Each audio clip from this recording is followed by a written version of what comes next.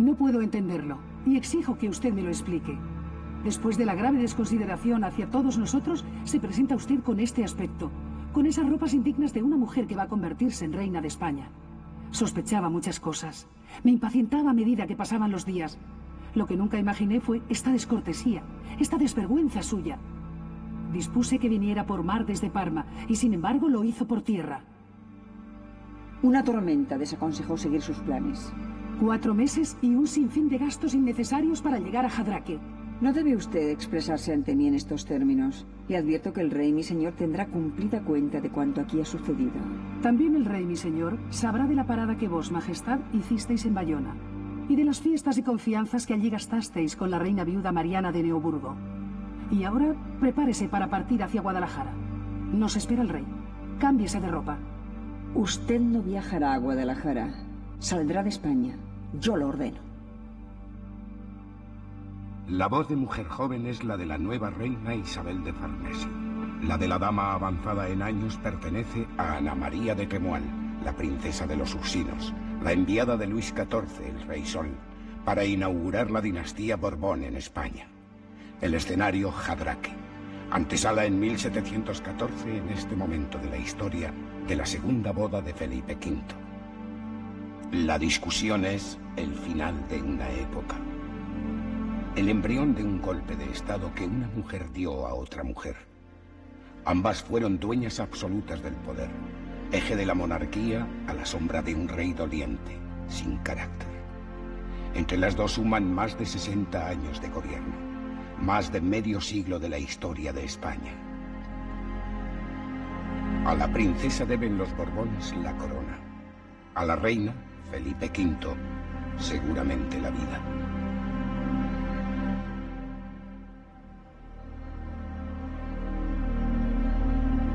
Las damas se conocieron el día antes de la ceremonia religiosa que unió en matrimonio a Isabel y Felipe.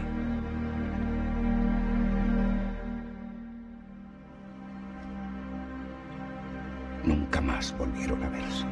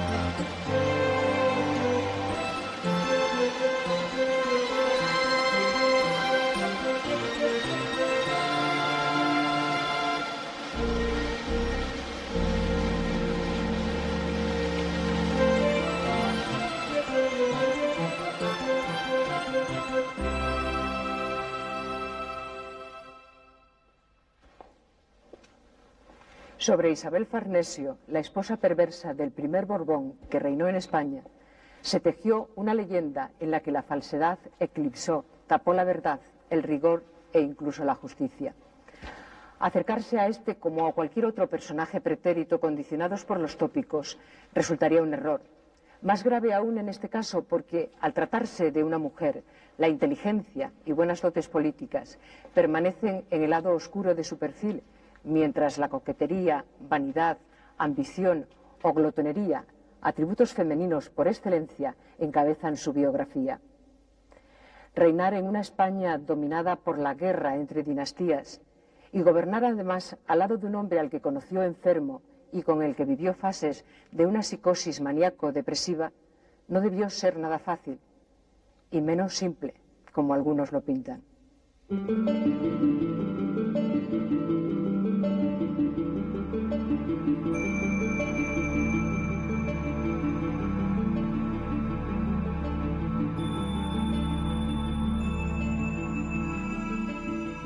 Isabel de Farnesio ordenó aquel mismo día mi exilio.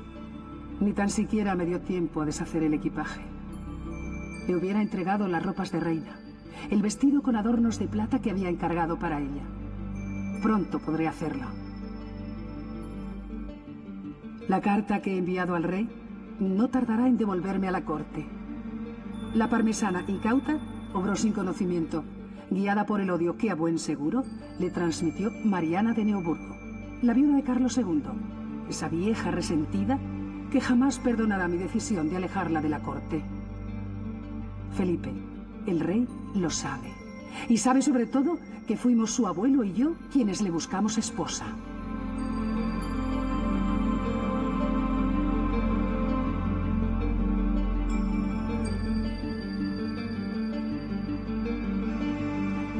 Felipe dio inmediatamente la orden que yo esperaba, pero también la contraorden. Continué viaje a Francia, con la amargura de un destierro tan seguro como inmerecido. Qué pocas horas necesitó la parmesana para hacerse con la voluntad del monarca.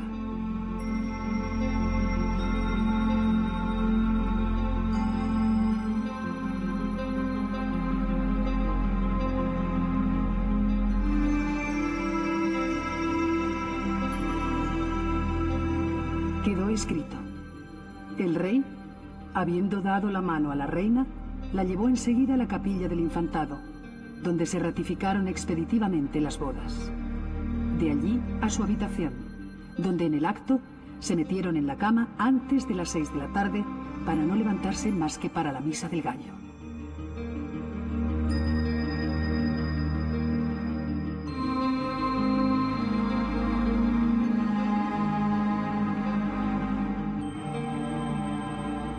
Pero él tenía que justificar ante su abuelo Luis XIV aquel turbio episodio. Lo hizo dejándose guiar por Isabel y firmó: Señor, por otra parte podéis creer que los españoles no miraban con buenos ojos la autoridad que la princesa de los Ursinos tenía en este país donde era extranjera. Nunca Felipe creyó aquello. Extranjera. Lo dijo de mí, de quien lo mantuvo en el trono, de quien tanto lo quiso.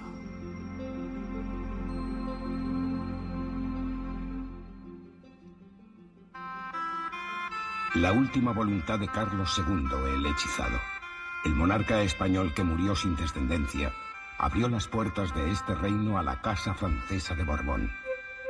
El testamento que otorgó se supone que, presionado por un sector de la Iglesia en favor del duque de Anjou, nieto de Luis XIV, el Rey Sol, a punto estuvo de quebrar la unidad territorial hispánica.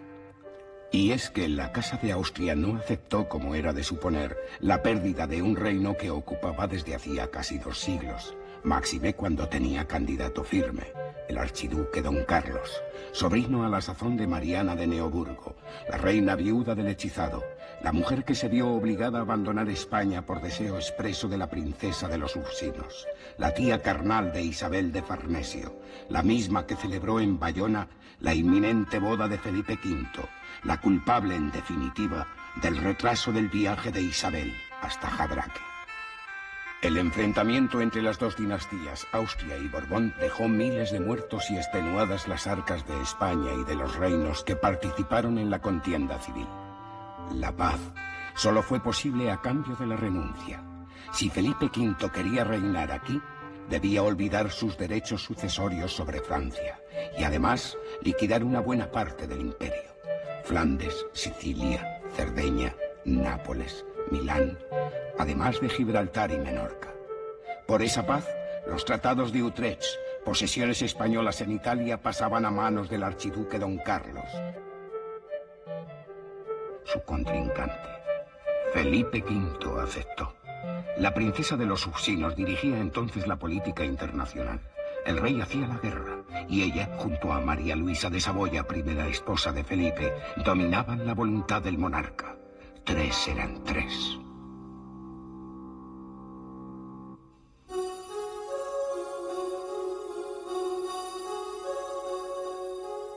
Dejamos de mirar hacia afuera para poner nuestros ojos en España.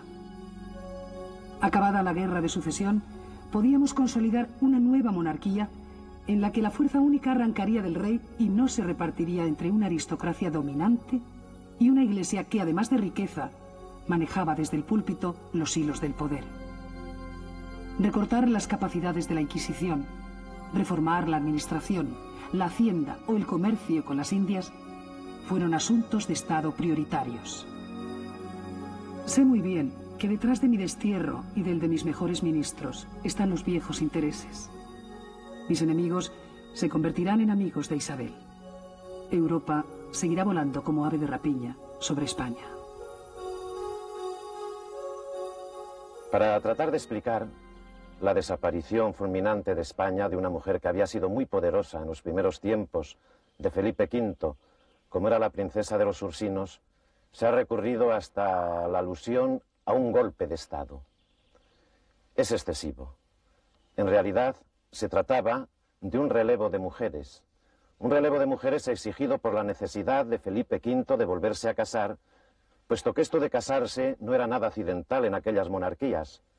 Los monarcas, viudos, prácticamente no entraban en la imaginación de lo popular, en la percepción de la monarquía. Carlos III lo fue por mucho tiempo, pero Carlos III fue una excepción en casi todo. Se necesitaba una reina después de haber muerto la primera y llegó Isabel de Farnesio. No por azar. Traía sus programas, traía su estilo también de gobierno y fue una mujer poderosa. Por eso extraña tanto que los historiadores no se hayan fijado en lo que representó, en lo que fue.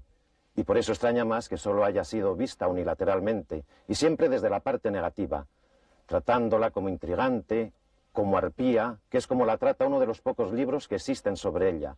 Está necesitada de mejor conocimiento Isabel de Farnesio. Mi buen amigo, el abate Alberoni, embajador de mi padre, el duque de Parma. El mejor cocinero para una mujer que, como él acostumbra decir, tiene el apetito de un gañán. Un perfecto cómplice a quien puedo incluso confiar mis sufrimientos conyugales. A Alberoni encargué la nueva política, a cambio lo hice cardenal. Le dejé ver la necesidad de acercarnos a nuestros enemigos, sobre todo a Inglaterra, para conseguir la revisión de los tratados de Utrecht. Solo así podremos recuperar los territorios perdidos en Italia. Le aconsejé ofrecer a Gran Bretaña el monopolio de esclavos negros en las Indias, porque sé que es eso lo que realmente quieren los ingleses. Pero la salud del rey es delicada. Alberoni debe darse prisa. Al ducado de Parma, mi dote de boda, sumaré Nápoles, Sicilia, Cerdeña, los territorios que la Casa de Austria arrebató a España.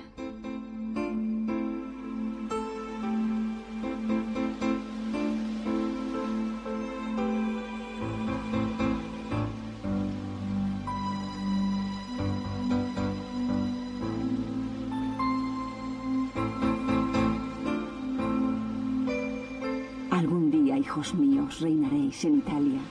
Yo os devolveré los reinos que otros perdieron. Los sumaréis a los que por herencia ya son allí míos.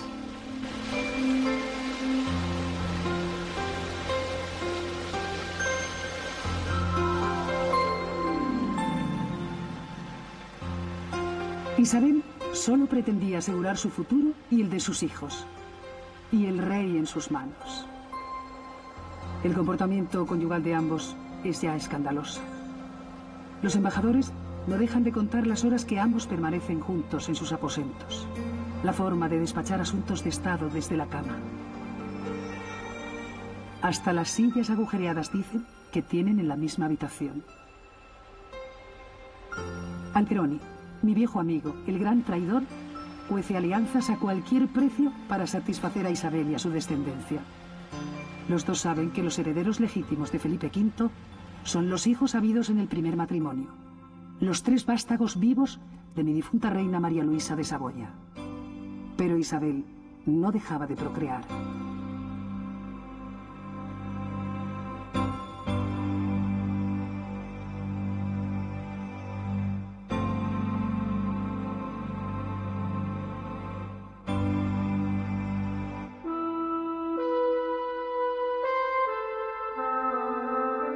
Mi amor, honor, entrega y honestidad al rey han sido destacados por todos los observadores extranjeros en esta corte, acostumbrados a los escándalos de las suyas. Cuando conocí a mi esposo, ingería ya enormes cantidades de gallina hervida, tónicos y estimulantes, que decía lo ayudaban a continuar llevando una activa vida conyugal. La princesa de los Ursinos fomentó en él una dependencia de beberizos, mixturas y hierbas que lo hacían sentir seguro. Felipe estaba en verdad enfermo y sentía pronta la muerte. Sufría mucho y perdía el ánimo con demasiada frecuencia. Vivía atemorizado por sus propias pesadillas, por aquellos vapores y escrúpulos que lo perseguían desde muy niño. No traté nunca de desheredar a los hijos de su primera esposa, ni tampoco renuncié jamás a nuestros derechos sobre Italia. La elección de Isabel de Farnesio como esposa de Felipe V no fue solo un resultado de la intriga y mucho menos un resultado del azar. La verdad es que respondió a las expectativas de aquellas bodas regias del antiguo régimen. Isabel de Farnesio traía lo primero que se exigía, es decir, un patrimonio. Un patrimonio no muy extenso, pero un patrimonio muy valioso, situado en el norte de Italia y relacionado con aquellas viejas posesiones perdidas por España del milanesado. Traía además expectativas sobre el centro de Italia, expectativas sobre la herencia del ducado de Toscana, entonces en posesión de don Antonio, el duque viejo, el duque mayor, que no se había casado. Y por eso cualquier rumor que aparecía por la corte de Madrid o por la corte donde estuviese de que don Antonio, el de Toscana, se iba a casar, causaba una alarma inmediata. Isabel vino, por tanto, con patrimonio. En aquellas monarquías patrimoniales era algo imprescindible. Pero también Isabel cumplió con la otra función esencial, sustancial de las reinas, que era la de tener hijos, la de asegurar la descendencia, la de asegurar la ausencia de guerras civiles de sucesión, como hubo tantas al principio en España y después en Europa. Y con este cometido cumplió muy bien Isabel de Farnesio. Nada menos que siete hijos dio a Felipe V, dio a los españoles. Mejor dicho, 3 hijas y 4 hijos. Por eso nos explicamos que al no poder reinar en España, una España que previsiblemente iba a estar siempre gobernada por los herederos de la primera mujer de Felipe V, Isabel de Farnesio resultase una reina y una madre tan casamentera. Siempre estuvo preocupada por colocar a sus hijos. Pero también Isabel de Farnesio cumplió otra función, la de acomodarse a las obsesiones de Felipe V. A la obsesión no solamente por el confesonario, a su más que probada obsesión sexual, sino también a una extraña obsesión que le entró y que no le dejaba y que alarmaba más a la reina, que era la obsesión por abdicar. Desde luego se puede decir que Isabel de Farnesio fue el motor de la monarquía, en el sentido de que tomaba decisiones guardando las formas, diríamos hoy, en lenguaje coloquial, siempre en compañía de su marido, entre otras cosas, porque no se separaban, como es sabido, hacían la vida totalmente juntos, apenas unos minutos en el momento de levantarse y previamente habían recibido al primer ministro y a otros cortesanos, los dos juntos en la cama, como era costumbre en la época, y por lo tanto hay ahí toda una problemática que tiene que ver con incluso el mundo de las mujeres. Se ha dicho de Isabel de Farnesio que se hacía esclava absoluta para ser reina absoluta, y eso ocurre también muchas veces en otras ocasiones y en la vida diaria. Es la sumisión total a una persona, pero al mismo tiempo eso le da una capacidad de decisión amplia, sobre todo en los periodos en que efectivamente Felipe V entraba en crisis de melancolía y no podía decidir, pero aún así siempre todas las decisiones se tomaban teóricamente por el rey.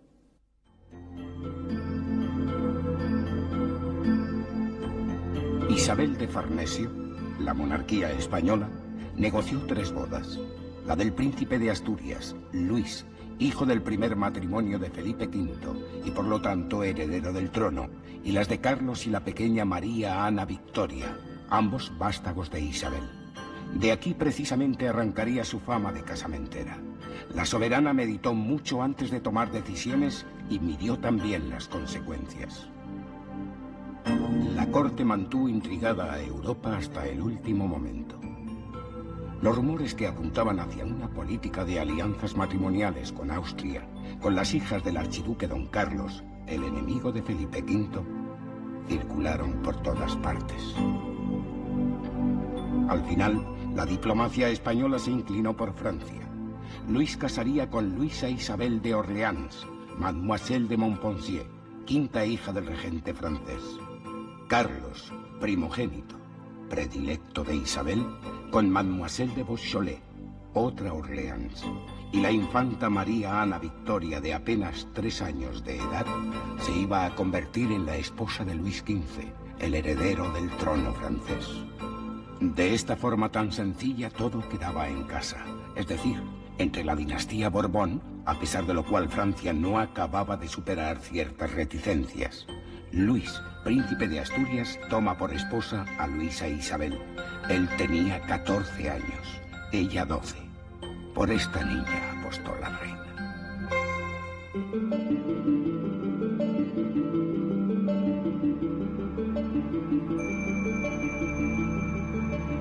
La diplomacia francesa, como era su costumbre, no dejó de controlar cada uno de nuestros pasos. El embajador se empeñó en acompañar a los novios hasta su lecho para dar constancia a su país de la consumación matrimonial. El rey sentía miedo por la edad de los novios. Cumplió con el trámite oficial y, en presencia de todos, ordenó echar la cortina. Luego sacó al príncipe de la cama y lo acompañó hasta sus aposentos. Eran demasiado jóvenes aún.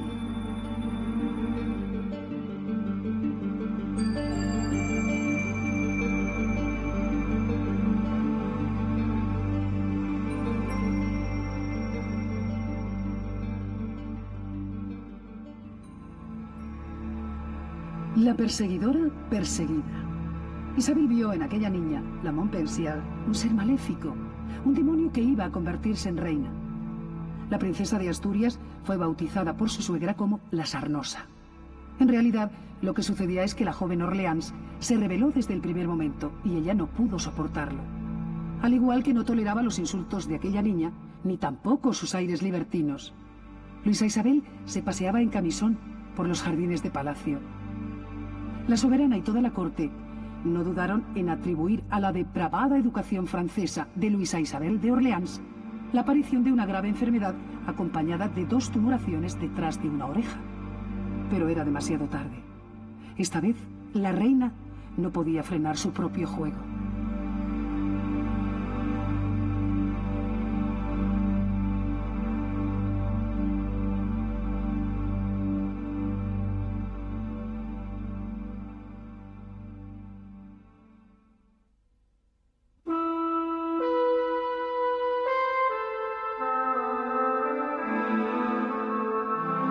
Promettons l'un à l'autre de quitter la couronne et de nous retirer du monde pour penser uniquement à notre salut et servir à Dieu infailliblement avant le Toussaint de l'année 1623 au plus tard.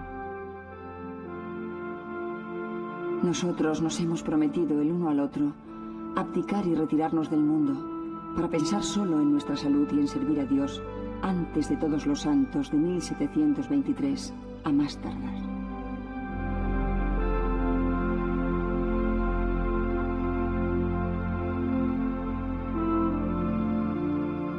Así se lo había prometido a Felipe. Así lo hicimos. Luis, el hijo de María Luisa de Saboya, fue el nuevo rey. Y ella, reina.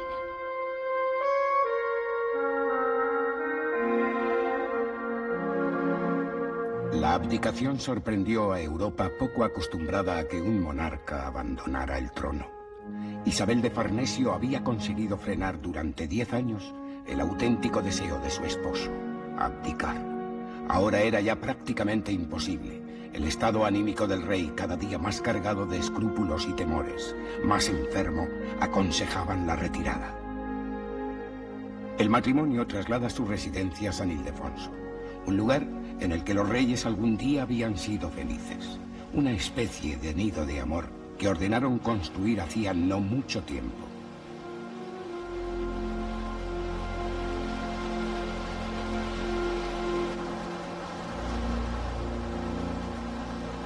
Luis I, el primer Borbón nacido en España, inició su reinado.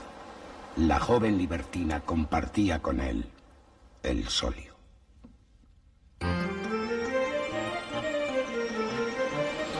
El primer viaje hacia el silencio, la primera abdicación que se hacía realidad, despertó temores. Lejos de parecer, ante los demás, ante Europa acabado, Felipe sembró el miedo. Todos sabían que detrás de él se escondía Isabel. Las potencias europeas comenzaron a sospechar. Creyeron que detrás de aquella operación se escondían otros intereses, que en Felipe reverdecía la idea de ocupar el trono francés, azuzado por mí. Lo cierto es que la abdicación se produjo solo un mes después de la muerte del regente francés, el duque de Orleans, aunque yo me había comprometido a dar este paso 3 años antes. Todos los temores eran falsos, pero sirvieron a nuestros ministros para negociar mejor, para pisar más fuerte en Europa.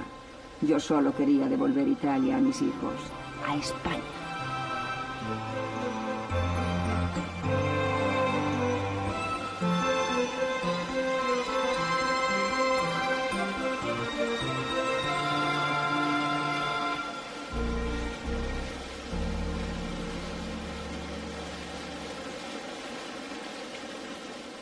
Isabel no se resistirá.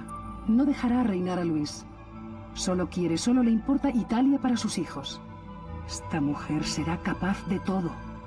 Luis, el rey, no es su candidato simplemente porque no nació de sus entrañas. Luis I, a quien el pueblo llamó el bien amado, apenas estrenó el trono. 8 escasos meses de reinado.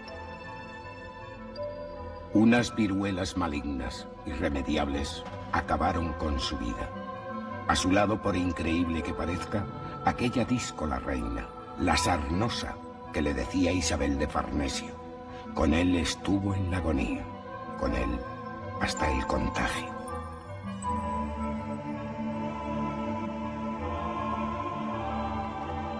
La rápida vuelta de Felipe e Isabel desconcertó a la corte.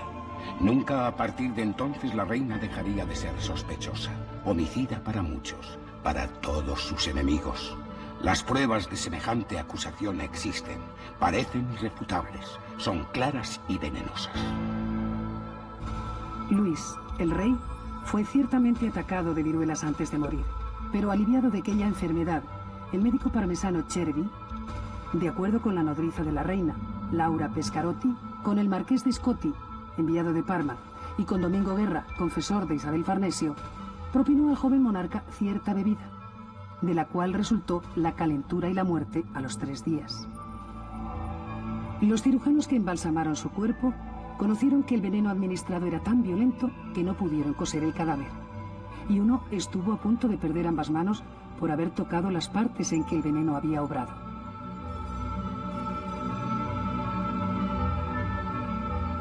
De todos estos detalles se enteró mi buen amigo Macanaz, hombre que, por ser de mi confianza y por haber trabajado por España, padeció un exilio irreversible. Macanaz luchó contra el poder de la Inquisición y después fue acusado de pertenecer a esa raza infecta que para una buena parte del clero español eran los judíos.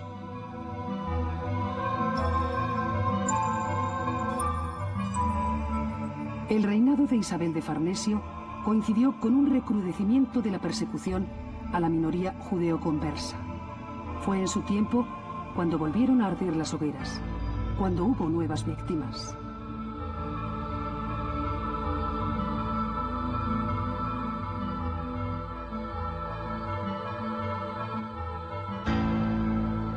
Isabel llegó a escuchar lo que de ella dijeron. Dama colérica con llanto intrínseco, reniega víbora de tus artículos. Todo un monarca lelo sin ser capaz de un yo soy que hicieran cayesen muertos.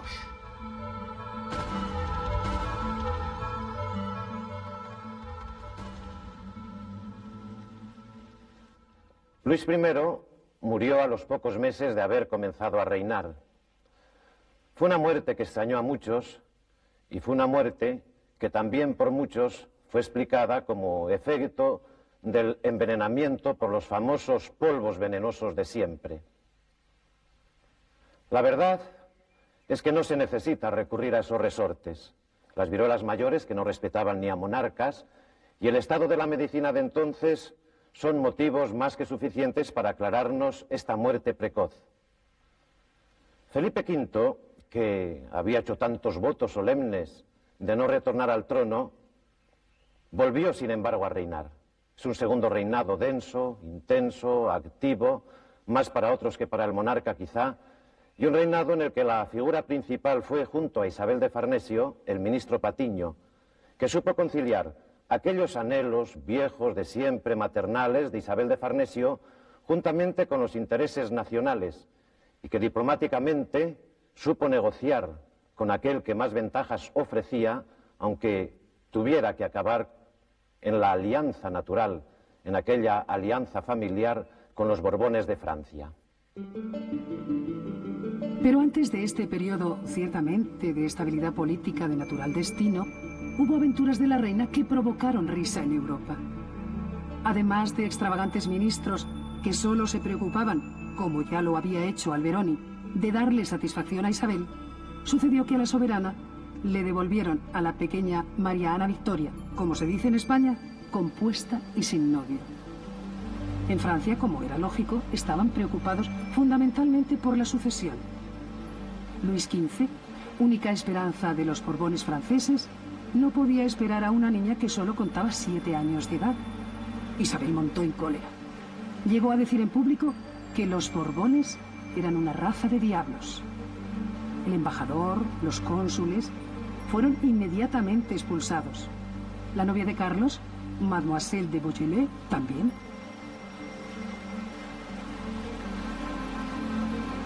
Pronto nacería el 5º hijo de los reyes. Hija, para ser más exactos. La política matrimonial siguió su curso, pese al estrepitoso fracaso de aquella, su primera puesta en escena como casamentera.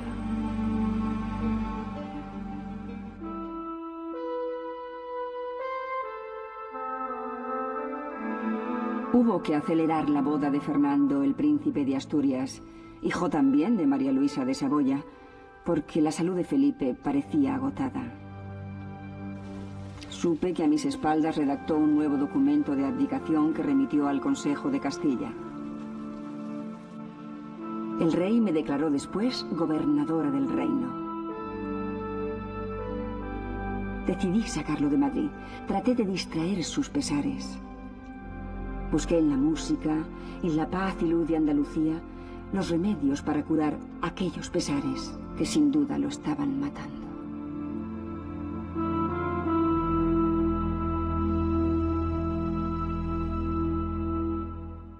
La gran verdad de todos estos movimientos de Isabel no es otra que su deseo de poder. Felipe está acabado y ella no lo dejará reposar. No quiere que la corona vuelva a un hijo de María Luisa de Saboya. Y en Andalucía, el rey será su prisionero.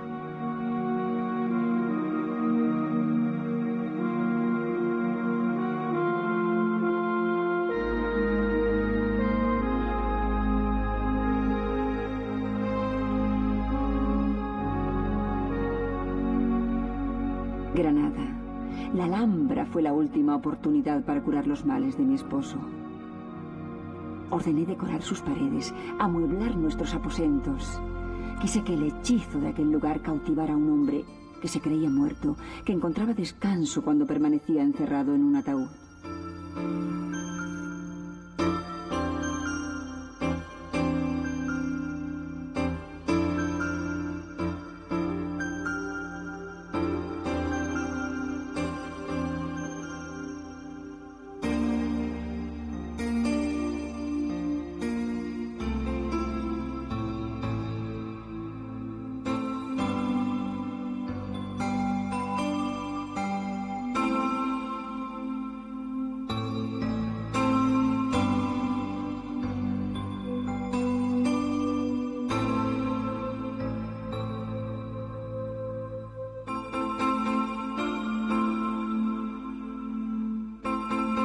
Tras un frugal periodo de tranquilidad, volvió al caos mental.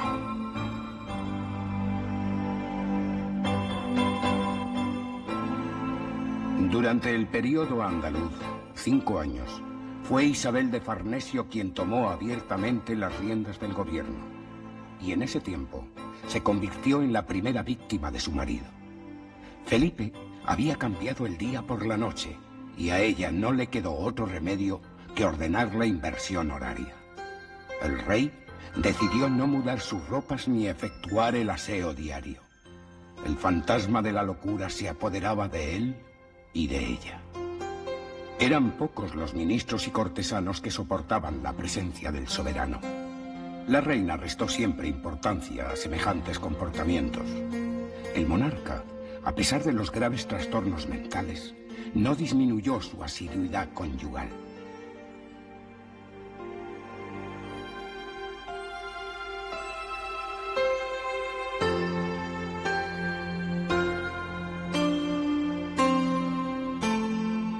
La Alhambra conserva intactos, cerrados con llave, los recuerdos que en ella dejó Isabel de Farnesio. Solo la guerra podía devolverlos a Madrid.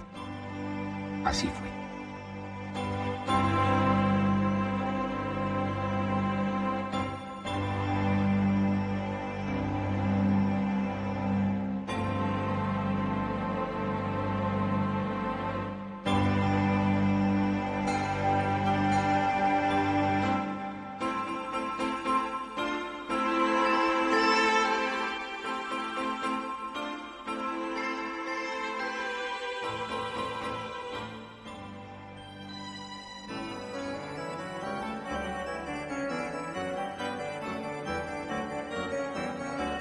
Carlos, mi hijo, estaba a punto de recuperar Nápoles. Aquella tensa situación hizo recobrar la salud a mi esposo. Oh, Gennaro, il perenne miracolo della liquefazione del tuo sangue è segno sicuro ed oltremodo eloquente che vivi in mezzo a noi, conosci le nostre necessità e ci proteggi in una maniera affatto singolare. Oh, San Gennaro, quanto supplico tu ayuda. Los compromisos familiares y diplomáticos de Isabel y de Patiño tuvieron sus consecuencias. Unas consecuencias positivas, bueno, positivas para la reina, para sus hijos, no tanto quizá para los españoles como entonces se criticó. En principio, España se vio comprometida en guerra, no en una guerra civil, de la que España se vio libre a lo largo de todo el siglo XVIII, sino en una guerra europea, en una guerra colonial y, por tanto, en una guerra mundial, como eran todas aquellas guerras ya en el siglo XVIII. En este caso fue la Guerra de Sucesión Polaca. Por los años 30, España tuvo que luchar en escenarios europeos al lado de Francia, y como consecuencia de aquella guerra, esto es lo positivo, el que después, mucho después, sería Carlos III de España, se encontró con los reinos de Nápoles y de Sicilia, en el sur de Italia, pensémoslo, en el centro del Mediterráneo. Así los Borbones se encontraron en Francia, en España, en el sur de Italia. En buena parte se había cumplido aquel sueño primigenio de Isabel de Farnesio y de su favorito, el fracasado cardenal Alberoni. Y después de estas guerras, también de paso, Felipe V se reanimó un poco más. Gracias, San Gennaro, te debo el milagro. Carlos, en 1734, era mayo, recuperó la soberanía perdida, proclamó rey a su padre y comenzó a gobernar.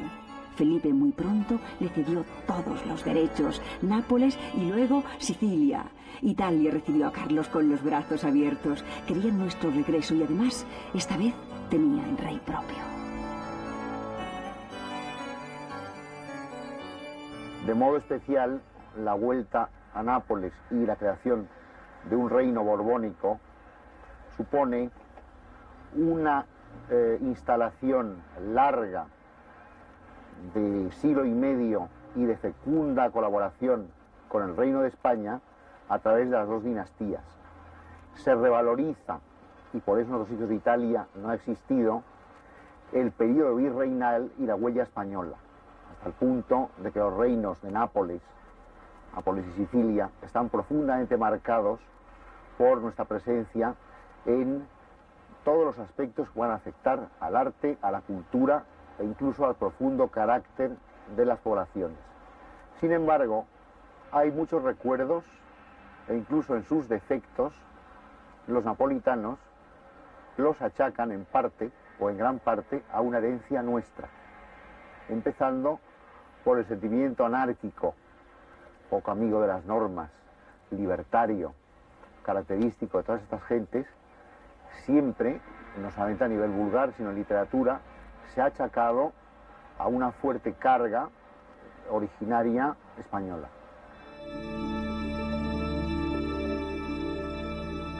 De nada sirvieron tratados, alianzas. Solo las armas pusieron fin a la presencia austríaca en estos territorios que nunca debieron pertenecerles. Ya lo consiguió. La corona para el primero de sus hijos, Carlet, como ella le dice. El joven no hará nada sin consultar a su madre y tratará como todos de complacerla.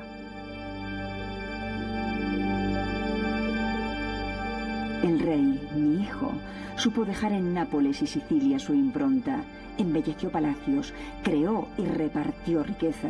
Al igual que su padre en España, se preocupó de la cultura, devolvió a aquel pueblo señas de identidad, Pompeya y Herculano.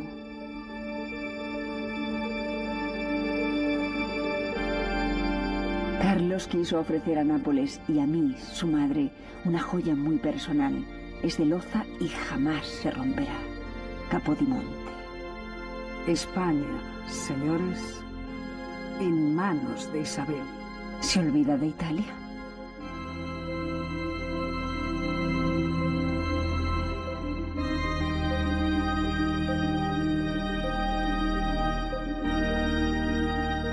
Nunca se podrá dudar del impulso que Felipe dio a España. Las artes le deben sus academias, la lengua también, la medicina. Y los reyes, el espectacular Palacio Real de Madrid.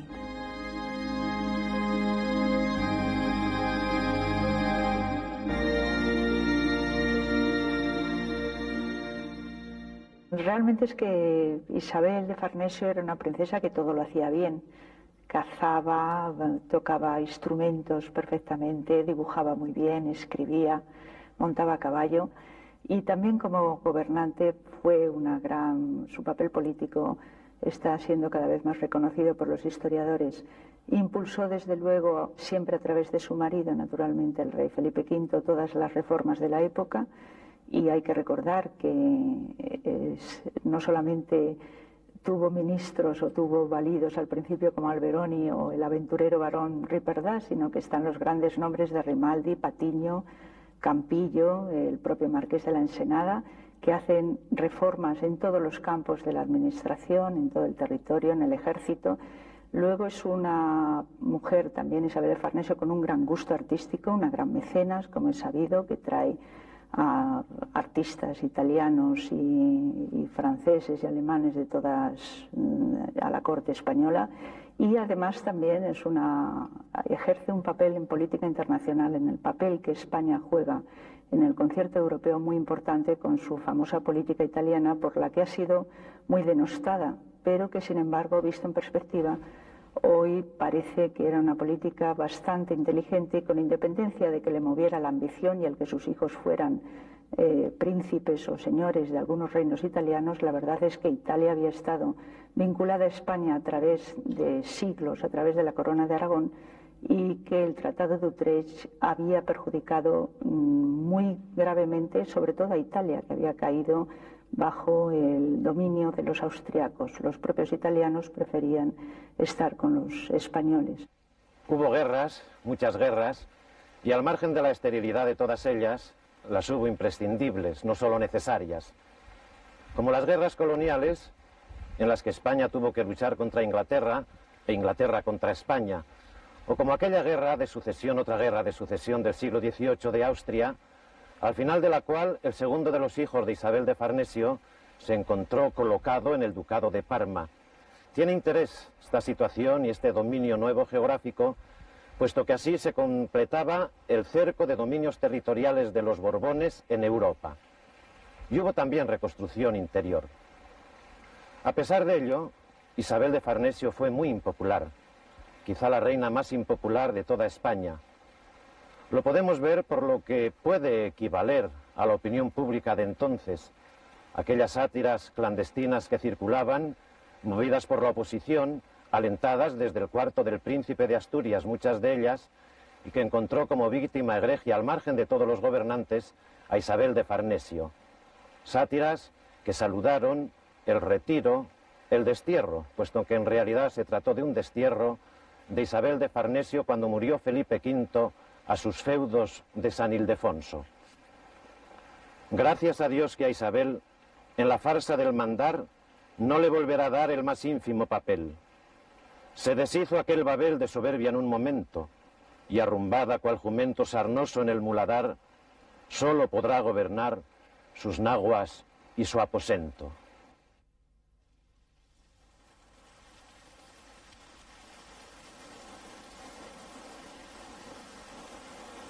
Ni el asombro del mundo, el contratenor Farinelli, a quien yo contraté para que su voz calmara el tormento del rey, puede ya aliviar los pesares y delirios de Felipe. Qué lejos los paseos y festejos de Aranjuez, nuestra falúa, aquella canción que el eunuco cantaba con el corazón para él. L'altra turba incostante, manca de falsi allor que manca il favor del monarca.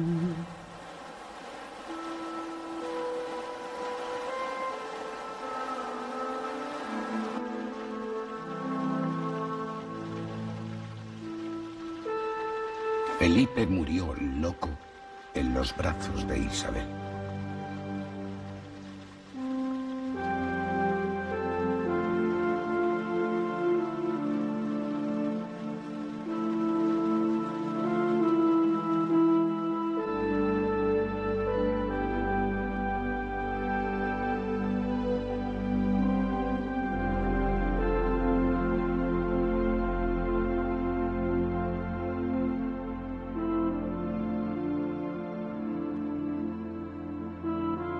Isabel de Farnesio ordenó que se vistiera el cuerpo de su difunto esposo con un traje de tisú de plata que ella le había preparado para celebrar el nacimiento que se acercaba de su nieto, el hijo de María Teresa, la delfina de Francia.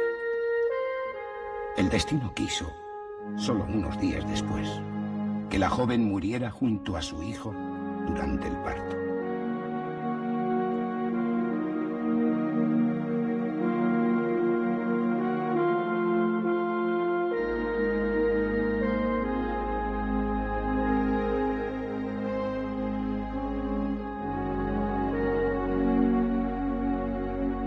Fernando VI, único descendiente vivo de Luisa Isabel de Saboya, la primera esposa de Felipe V, es proclamado rey. Bárbara de Braganza, reina. Isabel de Farnesio no tiene más remedio que retirarse. De nuevo el silencio.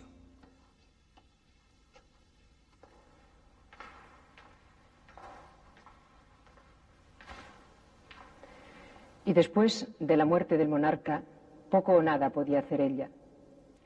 Sin embargo, el destierro aguardaba a Isabel de Farnesio. El nuevo rey y su esposa, Bárbara de Braganza, se encargaron de retirarla de la corte. En la granja de San Ildefonso pasó 13 años. El partido de la oposición, los españoles castizos, ávidos del poder que Isabel les había negado, celebraron el exilio que decretó Fernando VI. El mismo monarca que con el paso del tiempo le devolvió a ella la corona. Cosas del destino.